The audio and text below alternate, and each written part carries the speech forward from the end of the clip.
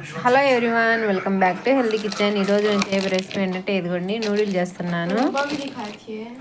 Noodle చేసి కొంచెం ఇందులో రైస్ వేసి నూడిల్ చేస్తున్నాను వెరైటీగా. చూడండి, వాటర్ ముందుగా 2 గ్లాసులు వాటర్ పోసుకోవాలి. వాటర్ పోసుకొని బాయిల్ చేసుకోవాలి.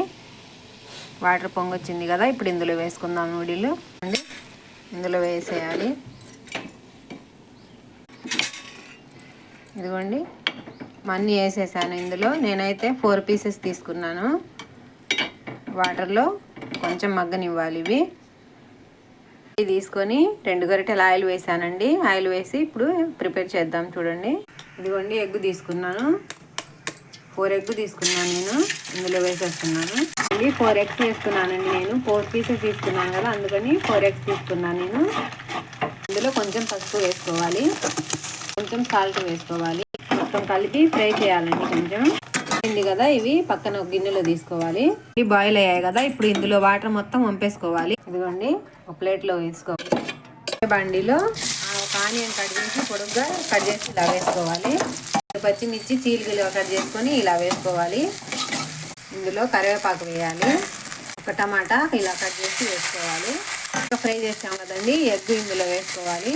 నూడిల్ ఈ ప్లేట్లో తీసుకున్నాం కదా, ఇవి కూడా ఇందులో వేసి కలుపుకోవాలి. ఇప్పుడు ఇందులో రైస్ వేసుకోవాలి.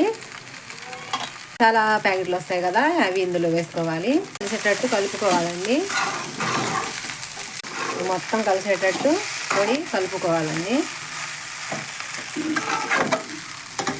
కొంచెం కారం వేసుకోవాలి. 1 నిమిషం పాటు మగ్గనివ్వాలండి. మొత్తం అలాగా ఇందులో కొత్తిమీర కొంచెం చల్లుకోవాలండి. అరచెక్క నిమ్మరసం స్టవ్ ఆఫ్ చేసి ఇందులో పిండుకోవాలి, లేకపోతే చేదొచ్చేసిద్ది. చూడండి, ఎగ్ నూడిల్ రైస్ రెడీ అయిపోయింది.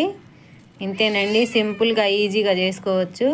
ఉదయం పూట టిఫిన్ లాగా, సాయంత్రం పూట స్నాక్స్ లాగా సింపుల్గా చేసుకోవచ్చండి. అంతేనండి. నచ్చితే లైక్ చేయండి, షేర్ చేయండి, సబ్స్క్రైబ్ చేయండి. Bye friends.